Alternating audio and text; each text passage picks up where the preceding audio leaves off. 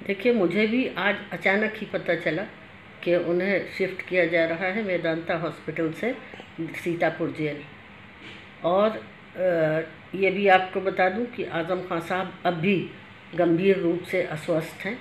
उन्हें अभी 2 ही 3 दिन पहले उनका ऑक्सीजन लेवल कम हो गया था और इसके साथ ही साथ उन्हें और भी परेशानियां हैं। ब्लड प्रेशर हाई हो जाता है, अचानक हार्ट की भी प्रॉब्लम है, तो उन्हें अभी इलाज की और ज़रूरत थी।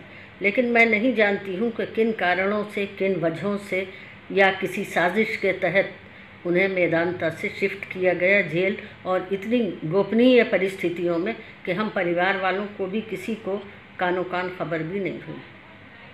अच्छा, दूसरी चीज़ ये है कि हमारा संविधान भी हर व्यक्ति को जीवन का अधिकार देता है, राइट टू लाइफ, और इस तरह से एक मेंबर ऑफ पार्लियामेंट को इलाज का अधिकार भी न देना जुल्म की एक चरम सीमा है कि मेंबर ऑफ पार्लियामेंट जो कि अपना इलाज करा रहा था, उसे इलाज के दौरान ही मेदांता से शिफ्ट कर दिया गया जेल। जेल में जाहिर है मरीज़ों के लिए सुविधाएं हैं, लेकिन इतने गंभीर मरीज़ों के लिए जाहिर है बहुत सी चीज़ों की ज़रूरत पड़ती है, बहुत सी मशीन्स की ज़रूरत पड़ती है जो कि जेलों में उपलब्ध नहीं होती हैं।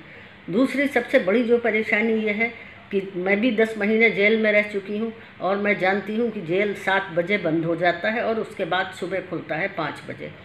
तो जेल में अगर कोई अचानक बीमार हो जाता है या कुछ हो जाता है तो इत्तला जाने में, जेल खुलवाने में 1-2 घंटे लग जाते हैं और उसके बाद डॉक्टर को उपलब्ध कराने में भी समय लगता है। तो इन परिस्थितियों में अगर आज़म खां साहब की कोई भी तबीयत ख़राब होती है या उनकी सेहत में कोई गिरावट आती है या कुछ भी होता है, तो ज़िम्मेदार जिसने भी करवाया है मेदांता से शिफ्ट, प्रशासन हो चाहे जो भी हो, प्रशासन हो, हॉस्पिटल हो या जो भी हो, वही लोग ज़िम्मेदार हों कि वो बेहद कमज़ोर हो गए हैं और उन्हें अभी भी पोस्ट कोविड प्रॉब्लम्स हैं, कॉम्प्लिकेशंस हैं। तो ऐसी स्थिति में एक व्यक्ति को ज़बरदस्ती एक आदेश थमा देना कि आपको शिफ्ट किया जाता है, मेरे ख़्याल से इससे ज़्यादा जुल्म और कोई नहीं हो सकता। और वो व्यक्ति जो कि एक मेंबर ऑफ पार्लियामेंट है, जो कि स्वयं कानून बनाती है, क्या उस कानून में यह है कि एक व्यक्ति को, बीमार व्यक्ति को ज़बरदस्ती एक आदेश थमाकर और शिफ्ट कर दिया जाए जेल में, जहाँ के इतनी ज़्यादा सुविधाएं भी नहीं हैं कि एक आज़म साहब गंभीर रूप से कोरोना से पीड़ित रहे हैं। और ये वही लोग समझ सकते हैं जिन्होंने खुद इस बीमारी जो के लिए संघर्ष किया हो। कोरोना से पीड़ित होने के बाद जो पोस्ट कोविड कॉम्प्लिकेशंस थे कि उनके लंग्स में गंभीर इन्फेक्शन हुआ था, उनकी किडनी में इन्फेक्शन था और उनकी यहाँ तक कि ज़बान में भी अल्सर हो गया था और राइस ट्यूब पड़ा हुआ था, खाने के लिए, खाना खाने के लिए ट्यूब डाला गया था। वो सब चीज़ें अभी तक नॉर्मल नहीं हो पाई हैं।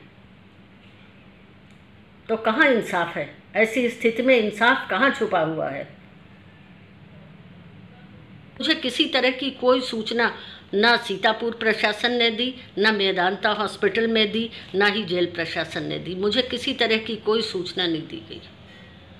नहीं, वहाँ तो जाहिर है उन्होंने, उनके पास मेदांता में तो ऑक्सीजन लेवल बढ़ाने के लिए हैं ही सारे उपकरण, वहाँ तो उन्हें पूरी सुविधा दी गई। लेकिन जिसकी ऑक्सीजन लेवल भी कम हो रहा हो, जिसका ट्रीटमेंट भी चल रहा हो किडनी का, और जो उनके कॉम्प्लिकेशंस हैं, हाई बीपी वगैरह, अभी कुछ दिन पहले क्रिएटिनिन भी बढ़ गया था, तो क्या इन परिस्थितियों में उन्हें जेल में शिफ्ट करना चाहिए था या सिर्फ एक जुल्म करने की खातिर किया गया? अगर ये जुल्म की खातिर किया गया है तो फिर इंसाफ कहाँ से मिलेगा?